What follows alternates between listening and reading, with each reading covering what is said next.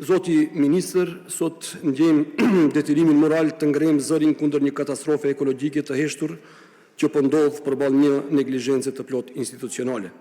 Në fshatin Llojan të komunës së Likovës, vetëm 100 metra larg shkollës fillore Lindja, ndodhet një deponi me mbetje industriale me përbërje jashtëzakonisht të rrezikshme për shëndetin dhe jetën e njerëzve.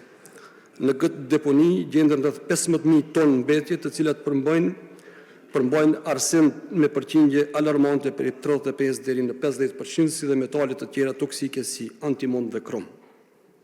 Sipas Organizatës Botërore të Shëndetësisë dhe Agjencisë Ndërkombëtare për Kërkimin mbi Kancerin, IARC, arseni është klasifikuar si një substancë kancerogjene me ndikim të drejtpërdrejtë në shfaqjen e kancerit të mushkëlive, lëkurës dhe mëlçisë. Për më tepër, në zonat ku ka ekspozim të vazhdueshëm ndaj metaleve toksike si arseni, ka një korelacion të qartë në rritjen e rasteve të leukemisë tek fëmijët.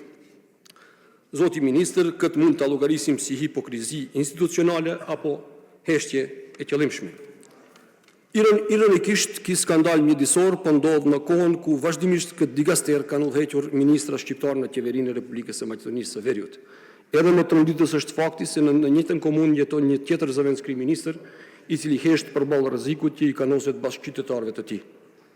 Zoti Ministër, heshtja dhe mungesa e veprimit janë jo vetëm skandaloze, po përbëjnë bashkëpajësi të drejtpërdrejtë në një krim mjedisor dhe shëndetësor.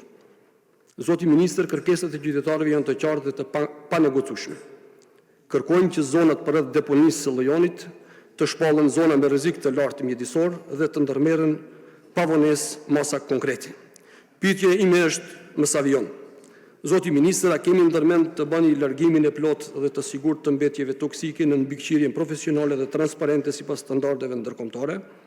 A keni ndërmend të bëni dekontaminimin e plot të territorit, përfshirë tokën, ujërat dhe zonat përreth shkollës, shtëpive dhe tokave bujqësore? Dhe njëkohësisht atë të ndërmerrni masa për zbatimin e programeve të posaçme për screening, kontroll të hershëm për sëmundjet tumorale. Zoti Ministër, të shpëtojmë fëmijët nga helmimi nuk është luks, por detyrë. Çdo ditë vonesë është një rrezik i shtuar për të ardhmen tonë. Koha për veprim është tani.